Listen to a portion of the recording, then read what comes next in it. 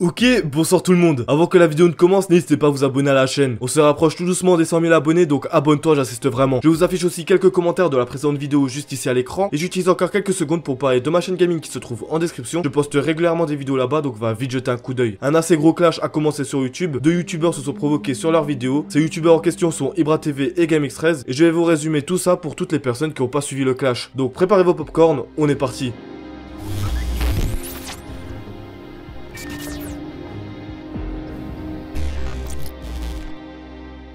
Bon, Ibra TV a un concept assez particulier sur sa chaîne YouTube et honnêtement c'est assez cool à regarder. Ce concept s'appelle le YFC et dans ce concept de vidéo on peut voir différentes personnes s'affronter dans des sports de combat. Et dans le dernier épisode on peut voir un animateur de YFC qui s'appelle Sambiev provoquer un petit peu GameX13 pour un combat entre les deux. Et Sambiev aussi. 10 000 abonnés, moi je fais le combat donc les gars. Contre qui tu fais combat? Contre GameX13 parce que j'ai vu que GameX13 Ah ouais, il voulait se battre sur YFC. T'as parlé gamin, maintenant il faut venir, il faut porter tes bonbons. Dans le dernier épisode on a pu voir un youtubeur combattre, on a pu voir Zorka qui lui aussi a eu un clash avec GameX13 participer à l'épisode. Du coup Sambiev a provoqué GameX13 en combat car GMT a déjà proposé à Ibra TV de venir au YFC, donc logiquement GameX13 devrait être partant pour ce combat. Sauf que sa réponse était complètement différente. Les mecs viennent, ils prennent des coups, ils donnent des coups.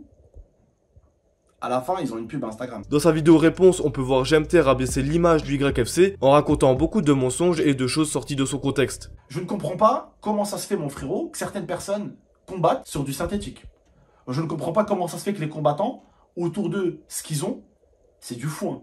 On peut voir GMT dire que c'est pas normal qu'ils se battent sur un terrain synthétique et qu'il y ait du foin autour lors des combats. Alors que quelques temps avant, il était d'accord pour venir au YFC. Et là, j'avoue que je ne comprends pas trop la réponse de GameX13. C'est un peu contradictoire. Et Ibra TV a répondu à tout ça sur le fait qu'il y ait du synthétique et du foin. Je sais que je fais un petit peu à la street, un peu qui ne ressemble pas à d'autres choses. Ce qui marche bien, c'est pour ça en fait je le fais pas. Je peux très bien, comme tu dis, acheter une cage, une ring qui démonte, tout ça. D'ailleurs j'ai même acheté une camionnette, mais pour autre chose parce que j'ai beaucoup de choses à transporter. Des fois tu vois bien que je change de location, je vais à l'endroit. Des fois je suis dans un stade 5, des fois je suis sur le stade dehors parce que j'aime bien changer aussi. C'est ça que les gens aiment bien. C'est pour ça que je ne le fais pas dans une cage. Il y a très bien, il y a d'autres organisations officielles qui le font très bien. Donc voilà, ils font très bien. Pourquoi moi j'arriverai et je ferai. C'est pas ça en fait, c'est pas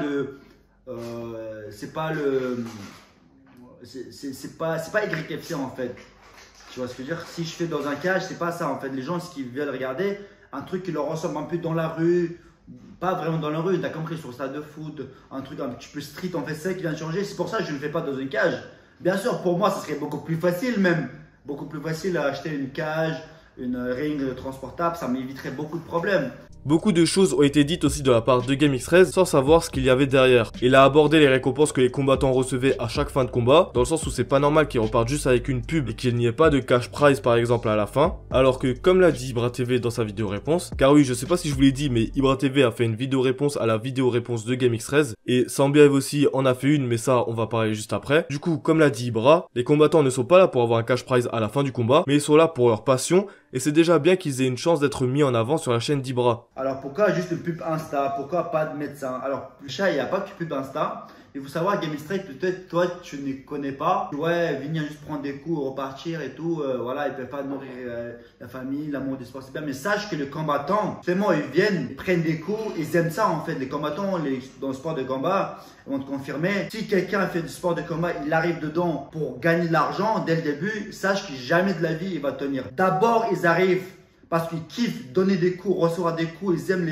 cette adrénaline là, c'est pour ça ils viennent pas parce qu'ils veulent l'argent, ils vont dépenser de l'argent. Au début en fait il y a les combattants, 80% des combattants ils gagnent rien en fait, ils gagnent rien. Moi ce que je mets en avant c'est que les gens, grâce à la force de visibilité que j'ai, certains mecs qui n'ont pas forcément moyen d'aller dans une grosse organisation, de montrer qu'est-ce qu'ils ont, de venir montrer en fait là. Sur YFC, en fait, c'est ça que je vends avant tout. Parce que je les paye aussi. Je paye même les gens qui perdent. Je les paye. Je paye même plus que des organisations officielles, même pour te dire, en fait, tu vois. Même les frais, je paye en plus, en fait. Mec, il y a des mecs qui viennent de Belgique, de Nice. je les paye de frais aussi. Et personnellement, je comprends pas trop le reproche de la part de GameXpress sur le fait qu'ils repartent juste avec une pub Insta, sachant qu'en plus de ça, aucun combattant s'est plaint d'être passé au YFC. Mais Ibra s'est quand même senti obligé d'en parler dans sa vidéo réponse, et dans sa vidéo réponse, il a dévoilé tous les backstage de ses vidéos, ce qui a complètement démonté les arguments de GameX13. Dans ce cas, j'ai très clairement l'impression d'assister à un Boubacaris, où l'un propose un octogone et l'autre refuse car c'est pas pro entre guillemets. Là, j'ai vraiment l'impression de voir ça, surtout que juste avant, GMT était partant pour participer au YFC. Mais quand l'annonce a été faite,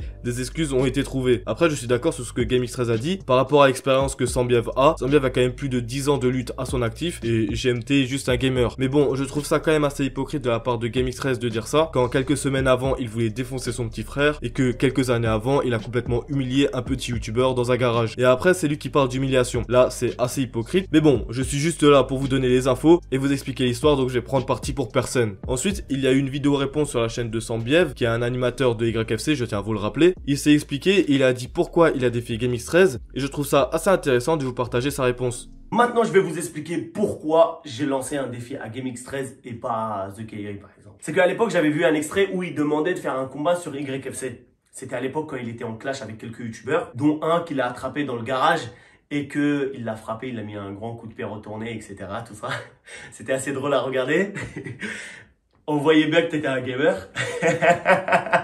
Comme je disais, quand il a frappé le gars au garage, je me suis rappelé de ça. Et en même temps, le jour J, il y avait Zorka, qui à l'époque était un peu en clash avec GameX13 aussi.